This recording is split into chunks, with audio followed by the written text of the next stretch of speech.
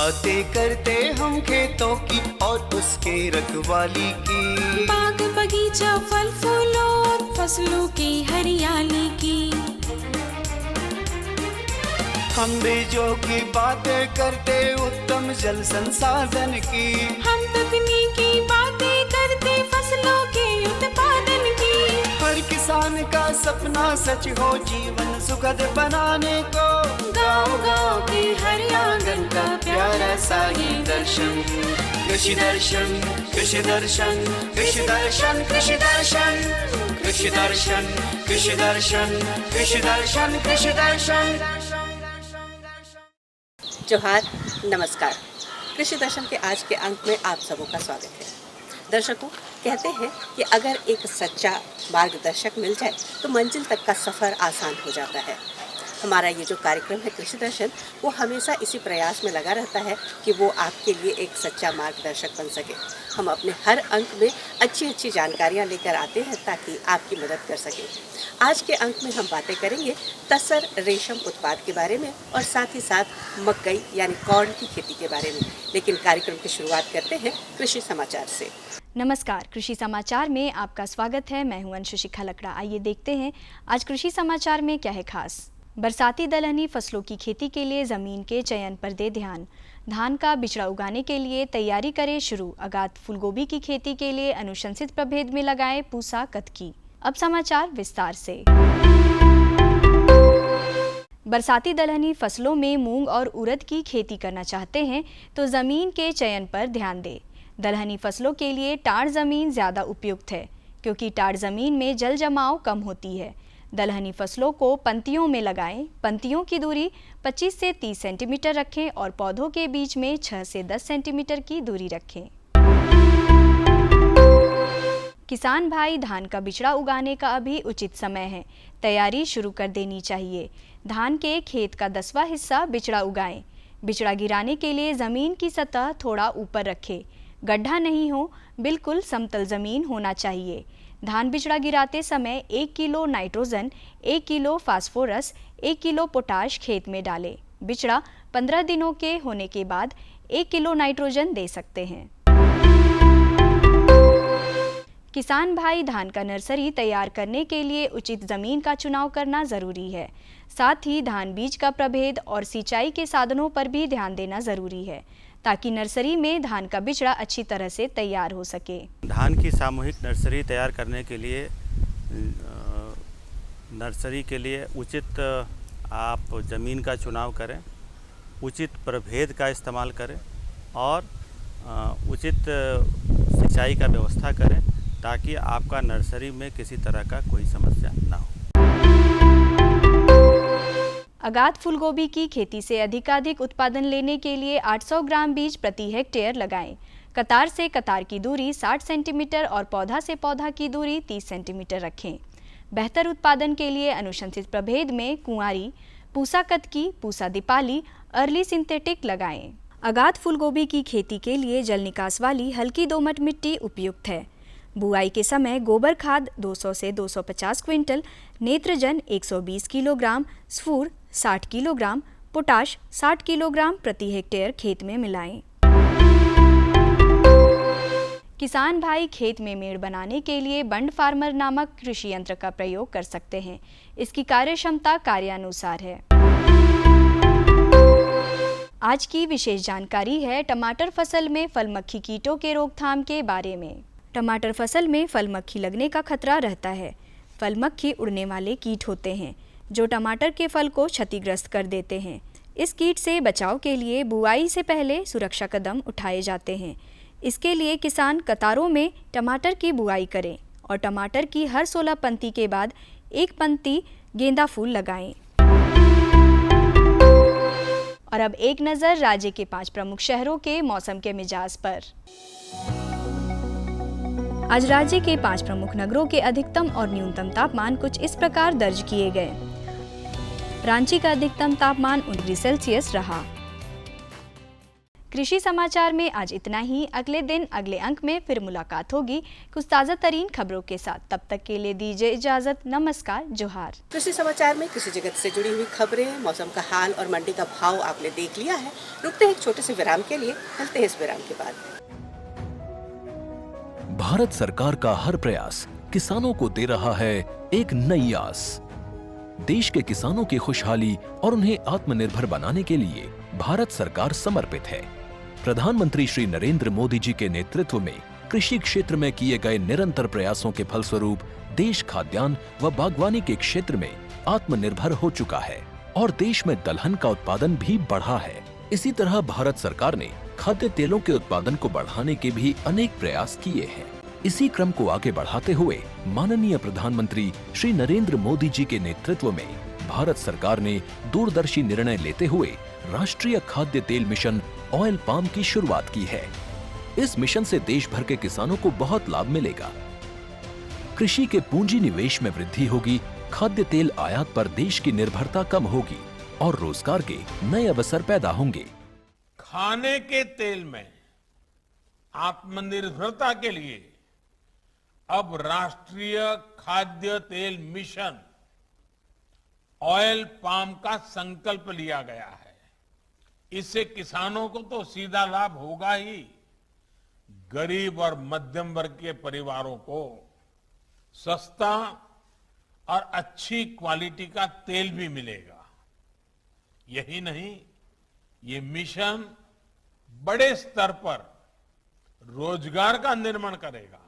इस मिशन के अंतर्गत ऑयल पाम का रकबा और पैदावार बढ़ाने पर जोर देने के लिए सरकार ने 11,000 करोड़ रुपए से अधिक की सहायता राशि निर्धारित की है। मिशन के तहत सरकार ने ऑयल पाम की खेती के लिए रोपण आदि की सहायता में बढ़ोतरी करते हुए पहले मिलने वाले 12,000 रुपए प्रति हेक्टेयर को बढ़ाकर 29,000 रुपए प्रति हेक्टेयर तक कर दिया है। ऑयल पाम के पुराने बागों के पुनरुद्धार के लिए 250 रुपए प्रति पौधा के हिसाब से विशेष सहायता दी जा रही है। पौधारोपण सामग्री की कमी दूर करने और बीजों की पैदावार करने वाले बागों को भी सहायता दी जाएगी। इसके तहत 15 हेक्टेयर ऑयल पाम उद्यान के लिए 80 लाख रुपए तक की सहायता राशि दी जाएगी। इसके अलावा नर्सरी विकास के लिए 40 लाख रुपए तक तय किए गए हैं। पूर्वोत्तर और अंडमान राज्यों के लिए विशेष सहायता का भी प्रावधान है। ऑयल पाम के किसान ताजे फलों के गुच्छे यानी FFB का उत्पादन करते हैं, जिनकी वर्तमान में कीमतें अंतर्राष्ट्रीय मूल्यों में उतार चढ़ाव के आधार पर तय होती हैं। पहली बार केंद्र सरकार ताजे फलों के गुच्छे की कीमत के लिए किसानों को आश्वासन दे रही है। ये व्यवहार्यता मूल्य यानी VP कहलाएगा, यानी किसानों को कोई घाटा नहीं होने दिया जाएगा। व्यवहार्यता मूल्य VP तय करने की शुरुआत 1 नवंबर से होगी और अगले वर्ष 31 अक्टूबर तक जारी रहेगी।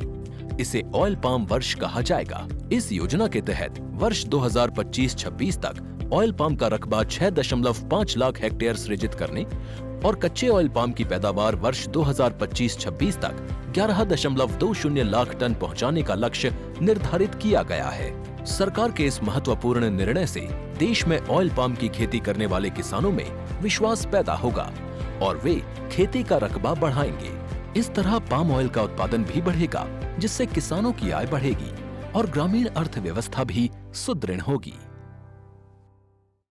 हमारा ये जो झारखंड प्रदेश है, यहाँ की जलवायु और यहाँ का मौसम तसर रेशम उत्पाद के लिए बेहद उपयुक्त है और इसीलिए इसके प्रयास में हमेशा लगे रहते हैं लोग कि तसर रेशम उत्पाद को बढ़ावा मिल सके। अगर आपकी दिलचस्पी भी है इसमें तो आप इस कार्यक्रम को अवश्य देखें, क्योंकि हम आपको जानकारी दिला रहे हैं तसर रेशम उत्पाद के कीटों की प्रबंधन कैसे की जाए। किसान भाई, आज हम बात करेंगे तसर रेशम कीट के गुणवत्तापूर्ण बीज उत्पादन कैसे, और इस विषय पर जानकारी देने के लिए आज हमारे साथ हैं निदेशक तसर अनुसंधान केंद्र एवं प्रशिक्षण केंद्र के डायरेक्टर डॉक्टर के सत्यनारायण। तो सबसे पहले आप हमारे किसान भाइयों को बताएं कि बीज उत्पादन करने की क्या आवश्यकता है और कैसे इसका सबसे प्रमुख तरीका है कि हम इसका गुणवत्तापूर्ण बीज उत्पादन कर सकते हैं। जो खास करके जो रेशम जो विभाग में जो भी काम होता है उसमें हम समझते हैं कि फीड, ब्रीड और सीड, भले अंग्रेजी का है, ये तीनों बहुत महत्वपूर्ण है। इसमें जो बीज जो है क्योंकि ये बीजोत्पादन से ही पूरा जो कोसा का उत्पादन हो सकता है, उसका गुणवत्ता हो सकता है, उसमें दागाकरण हो सकता है। सबसे ज़्यादा ये जो जनरेशन कंटिन्यू करने का जो है, ये जो बीज उत्पादन बढ़िया रहने से ही हम आगे बढ़ सकते हैं। बीज उत्पादन करने की आवश्यकता क्यों है और इसको उत्पादन करने का क्या सही तरीका है? अभी बीज उत्पादन में तसर खास करके इसमें 3 विभिन्न बीज का उत्पादन हुआ करता है। एक है न्यूक्लियस सीड, दूसरा बेसिक सीड, तीसरा कमर्शियल सीड। ये जब तक ये जो न्यूक्लियस सीड सही से नहीं बनेगा, आगे का बेसिक सीड नहीं बन सकता है, और बेसिक सीड नहीं होगा तो जो कमर्शियल सीड, जिससे जो हमारा किसान भाइयों का जो कोसा उत्पादन होता है, जिससे उनका आमदनी और जो सोशल स्टेटस बढ़ता है, वो नहीं हो पाता है। इसलिए जो बीज उत्पादन बहुत ही आवश्यकता है और इसमें गुणवत्ता का प्रमुख पात्र है। झारखंड राज्य में 3 स्तर से बीजोत्पादन होता है। एक है केंद्रीय रेशम बोर्ड का basic seed multiplication and training centre है। ये 3 जगह है, एक है करसवा, एक है मधुपुर और खाटीकुंड, मतलब दोनों संताल परगना और कोलान रीजन में है। ये हुआ केंद्रीय रेशम बोर्ड का। और जो राज्य सरकार का जो 28 PPCs है, दोनों पूरा जो राज्य में सभी तरह, और इसके साथ साथ जो केंद्रीय रेशम बोर्ड NGOs के माध्यम से जैसा काम करता है, और JSLPS का भी जो ये बीज उत्पादन क्षेत्र में है, जो ये केंद्रीय रेशम बोर्ड के साथ मिलके न्यूक्लियस सीड, बेसिक सीड भी बनाता है, जो कमर्शियल सीड कहलाता है। तसर बीज उत्पादन करने के लिए क्या हमारे किसान भाई करें, कैसे वो एक स्वस्थ बीज तैयार कर सकते हैं? किसान भाई लोग जो मेनली 2 चीज़ों में जुड़े हैं बीज उत्पादन में। एक है अभी आने वाला जो आता है जो बेसिक सीड, उसको किसान जो बीज किसान बोला जाता है, वो जो बीज किसान जो बेसिक सीड रेयरिंग करते हैं, जो बेसिक बीज कोर्स जो बोला जाता है, उससे जो कमर्शियल सीड बनता है। इसके लिए अभी क्योंकि न्यूक्लियस सीड रेयरिंग जो हो चुका है, अभी पूरा जो ग्रेनेज हॉल में उसका जो हाइजीन मेंटेन करना है, साफ सफाई, और अभी जो बहुत गर्मी है इस बार, क्योंकि क्लाइमेट चेंज के वजह से हमारा जो तितली निकलना भी बहुत मुश्किल हो रहा है, उसमें और नर और मद तितली दोनों एक साथ निकलना है। ये इसमें थोड़ा सा सिंक्रोनाइजेशन का इशू होता है। इसको हमें जो हाइजीन और टेम्परेचर ह्यूमिडिटी मेंटेन करके, साफ सफाई ठीक से करके और पेब्रिन का जांच करके समय समय से ये करने से सही बीज उत्पादन होता है। जो पेब्रिन एक प्रोटोजोन डिसीज है, जो एक जनरेशन से दूसरा जनरेशन तितली के माध्यम से जो पास ऑन होता है, इसको ठीक ठाक जो जांच करके जो मदर मार्थ एग्जामिनेशन ठीक से करना है, और वो करने में बहुत सारा जो तकनीकी है, जो हमारा CTI की तरफ से जो आया है, पेब्रिन विजुअलाइजेशन यूज़ करने से पेब्रिन का जो उसका स्कोर ठीक से दिखाई दिया जाता है। इसके अलावे जो सरफेस डिसइंफेक्शन, जो अंडा बनने के बाद उसको ठीक से धोया जाता है, उसके लिए हमारे पास डेप्यूरेटेक्स एक जो टेक्नोलॉजी है, इसको अपनाना है। और तीसरा, मैं जैसा बताया, जो ड्रेनेज के समय पे सही ढंग से जो इमरजेंसी होने का, उसका जो भी हम क्लाइमेट चेंज में नज़र में रखते हुए ठीक ठाक बीजोत्पादन के समय में वो क्रम लेना। जो अभी भले 40 से ज़्यादा तकनीकियाँ इस संस्थान से निकले हैं, और पिछले साल हम पूरा जो किसान भाई लोगों को इसमें इन्वॉल्व करके 2-3 साल, पिछले 2-3 साल में हम 9 तकनीकियाँ ऐसा निकाला है, जिसमें मुख्य रूप से जो बीजोत्पादन और बीज कोष उत्पादन में जो तकनीकियाँ, जो 3-4 तकनीकियाँ अपनाना पड़ेगा। एक है जीवन सुधा, वायरसेस रोकने के लिए। एक है लीफ सरफेस माइक्रोब्स, जो बैक्टीरियासिस को उससे जो बाधा से दूर रखने के लिए। जो पेब्रिन विजुअलाइजेशन सॉल्यूशन बताया मैं, पेब्रिन स्पोर ठीक से जांच करने के लिए। एक डेप्यूरेटेक्स हुआ, जो ऊपर जो भी कृमि या पेब्रिन का स्पोर रहता है उसके जो हम निष्क्रिय करने के लिए जो डेप्यूरेटेक्स का। इसके साथ बहुत सारा जो तकनीकियाँ जो कीट पालन में हो सकता है या पौधारोपण में हो सकता है, उसको अपनाना है। बीज उत्पादन निजी क्षेत्र में अगर करना चाहते हैं तो उनके लिए क्या संदेश है, कैसे तकनीकों को अपनाकर बीज उत्पादन कर सकते हैं? देख लीजिए, तसर में निजी क्षेत्र में बीजोत्पादन ना की बराबर था पहले। अभी जो पिछले स्वर्ण जयंती ग्राम स्वरोजगार योजना हो सकता है या नाबार्ड का TDF का एक प्रोजेक्ट आया था और महिला किसान सशक्तिकरण परियोजना, इसमें मैं जैसा पहले बताया था तीनों बीजोत्पादन का जो कैटेगरीज में अभी बहुत सारा निजी बीजोत्पादन निजी क्षेत्र में हो रहा है। यहाँ क्या है, वो लोग समय समय से जो रिप्लेनिशमेंट बोला जाता है, क्योंकि हाइब्रिड नहीं है, अभी कोलान में कर रहा है तो थोड़ा सा जो संताव परिमा का जो बीज कोष या बीज ले आना है ताकि उसका विगर अच्छा सा रह सकता है। और जो सेंट्रल सीड बोर्ड के माध्यम से हम सीड सर्टिफिकेशन कर रहा है, उसका सीड अवेयरनेस प्रोग्राम में वो भाग लेना है ताकि वो सभी तकनीकी गतिविधियाँ कर सकता है और जो प्राइवेटाइजेशन का वो हम चल रहा है उसका और बलबूत होगा। तो देखा किसान भाइयों, डॉक्टर साहब ने कितनी अच्छी जानकारी दी कि तसर कीट के बीज उत्पादन और गुणवत्तापूर्ण उत्पादन आप कैसे कर सकते हैं, इसके बारे में जानकारी दी। हमें आशा ही नहीं बल्कि पूर्ण विश्वास है कि डॉक्टर साहब ने जो तकनीक बताई है, जो विधि बताई है, उसका उपयोग करके आप अधिक से अधिक लाभ लें। किसान भाइयों, ये जो कॉर्न होता है यानी कि मकई होता है, इसकी मांग बाजार में सालों बनी रहती है और इसकी खेती भी सालों की जा सकती है, क्योंकि इसके अलग अलग किस्मों की खेती अलग अलग मौसम में होती है।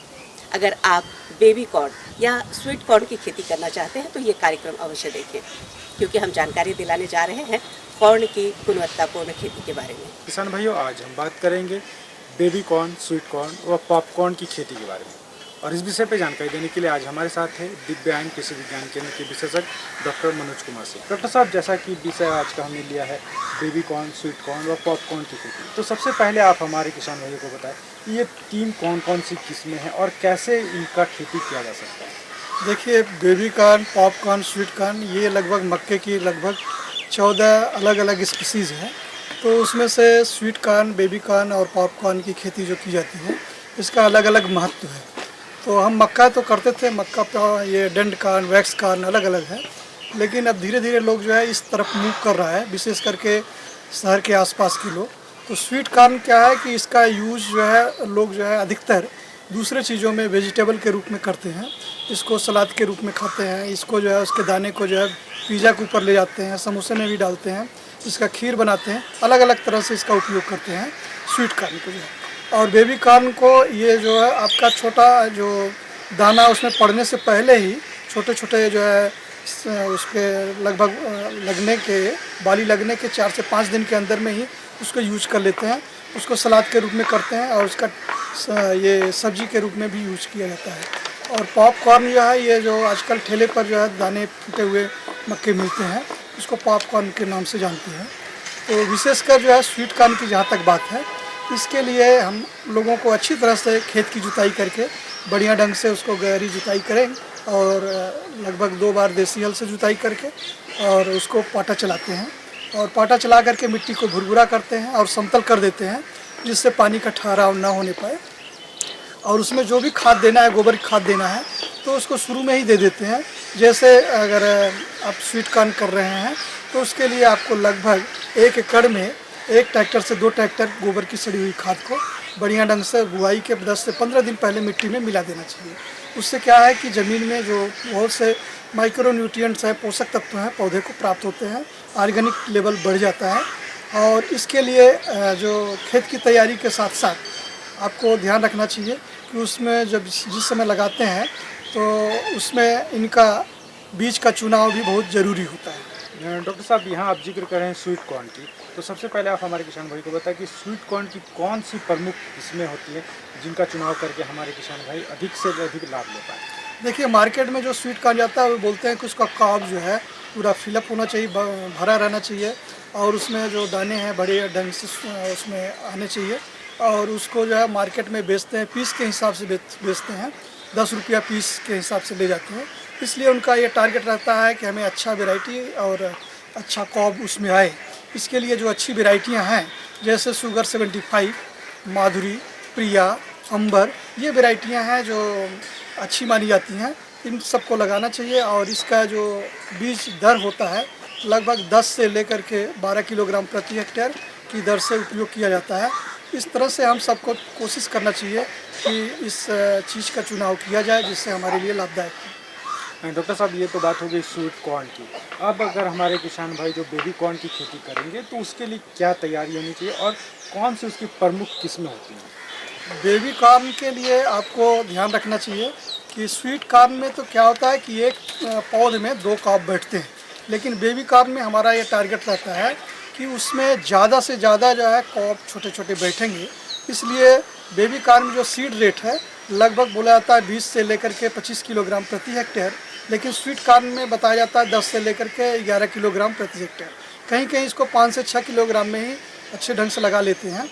तो आपका जो बेबी कॉर्न है इसमें स्पेसिंग बहुत क्लोज रहता है, तो नज़दीक नज़दीक लगाते हैं जिससे उसमें ज़्यादा से ज़्यादा पौध बने और ज़्यादा से ज़्यादा कॉब लगे। तो लगभग इसको 45 × 20 सेंटीमीटर पे लगाते हैं और एक एक जगह 2-2 पौध लगा देते हैं। तो हमको लगभग 1,75,000 पौध प्रति हेक्टेयर प्राप्त होता है। तो उससे जो है उसमें एक पौध में लगभग 2 से 3 कॉब छोटे छोटे आते हैं। तो हमें नंबर ऑफ कॉब ज़्यादा से ज़्यादा लेना होता है। इसके लिए प्रमुख वेराइटियाँ हैं जैसे हिमानी 123, VL 41, VL 42 और हिम जो है 129, प्रकाश हिम आपका 128, मक्का 2, मक्का 3, मक्का 16, मक्का 88, बिरसा मक्का 1, HM4 ये वैरायटी है। और इसको लगभग हम लोग ज़्यादा से ज़्यादा नज़दीक लगाएंगे और जो खेत की तैयारी होती है उसी तरह से हम लोगों को इसका भी तैयारी करना चाहिए। अब हमारे जो किसान भाई हैं पॉपकॉर्न की खेती करेंगे उनके लिए क्या तैयारी होनी चाहिए और कौन से प्रमुख किस्में हैं जिनको लगा के वो मुनाफा ले पाएँ? पॉपकॉर्न के लिए हम सबको ध्यान रखना चाहिए कि उसकी तैयारी ज़मीन पे जिस तरह से हम लोग स्वीट कॉर्न तैयार किए, बेबी कॉर्न तैयार किए, उसी तरह से पॉपकॉर्न की भी तैयारी करनी चाहिए। और पॉपकॉर्न की तैयारी के लिए हम सबको जो है ज़मीन की अच्छी तरह से जुताई करके मिट्टी पाटा चला देंगे, गोबर की खाद देते हैं और साथ साथ जो उसमें फर्टिलाइज़र होता है इन लगभग तीनों में लगभग 100 kilogram nitrogen, 60 kilogram phosphorus, 40 kilogram potash. और अगर आपको अधिक पैदा लेना होता है 120 किलोग्राम नाइट्रोजन, आपको लगभग 60 किलोग्राम फास्फोरस और लगभग 50 किलोग्राम पोटास की दर से इसको दिया जाता है। और इसमें जो बहुत अच्छी किस्में हैं, प्रभेद हैं, तो उन प्रभेदों को ध्यान में रख करके आपको चुनाव करना चाहिए कि हम सबको जो है बेबी कॉर्न में जैसे अंबर पॉपकॉर्न, जवाहर पॉपकॉर्न निगर है और पल्स पॉप जो वैरायटी है और VL अंबर, इन सब को लगाते हैं तो लगभग हमको 25 से 30 किलोग्राम प्रति हेक्टेयर प्राप्त होता है। मक्का की खेती या ये सब कॉर्न की जो हम लोग खेती करते हैं इसमें खरपतवार का बहुत अधिक प्रकोप होता है, तो उसका नियंत्रण हमारे किसान भाई कैसे करें? इसके लिए ध्यान रखना चाहिए कि बुआई के समय अगर आप चाहें तो आप ये प्री इमर्जेंस सर्विसाइड और पोस्ट इमर्जेंस सर्विसाइड के रूप में आप इंसेक्ट ये वीडिसाइड यूज कर सकते हैं। प्री इमर्जेंस में बुआई के 1-2 दिन के अंदर में छिड़काव करते हैं पेंडीमेथिलिन लगभग 3 किलोग्राम प्रति हेक्टेयर की दर से। इसको पानी में घोल बना करके 1 हेक्टेयर में छिड़काव करेंगे तो वहाँ पर खरपतवार नहीं आते हैं। लेकिन आपको निकाई गुड़ाई तो करना है। निकाई गुड़ाई करने के लिए आपको बुआई के 20 दिन के बाद आप बढ़िया ढंग से मिट्टी की कोड़ाई कर दें और उस मिट्टी को जो है कोड़ाई करने के बाद 1-2 दिन धूप खा लेगा और उस मिट्टी को फिर से जो है आप जो है उसके पौध पर चढ़ा देंगे तो पौध का मिट्टी जो है पकड़ लेगा और गिरने की संभावना नहीं रहेगा। एरेशन बढ़िया हो जाएगा, उसमें खरपतवार की संख्या घट जाएगा और वो पौधा विग्रस और ग्रोथ उसका अच्छा हो। तो देखा किसान भाइयों, डॉक्टर साहब ने कितनी अच्छी जानकारी दी कि बेबी कॉर्न, स्वीट कॉर्न और पॉपकॉर्न की खेती करके आप कैसे उससे अधिक से अधिक मुनाफा ले सकते हैं। डॉक्टर साहब, आप हमारे इस कार्यक्रम में इतनी जानकारी दी, इसके लिए आपका बहुत बहुत धन्यवाद। तो देखा किसान भाइयों आपने, ये जो कॉर्न की खेती है ये न सिर्फ आसान है बल्कि फ़ायदेमंद भी। तो आज के कार्यक्रम में इतना ही। अब बारी है आपकी, क्योंकि आपको लिख भेजने हैं अपने विचार। हमारा पता है कार्यक्रम कृषि दर्शन, कृषि प्रकोष्ठ द्वारा केंद्र निदेशक, दूरदर्शन केंद्र, रातू रोड, रांची। पिन संख्या 834001। पूरी टीम के साथ मुझे दीजिए इजाज़त। जोहार, नमस्कार।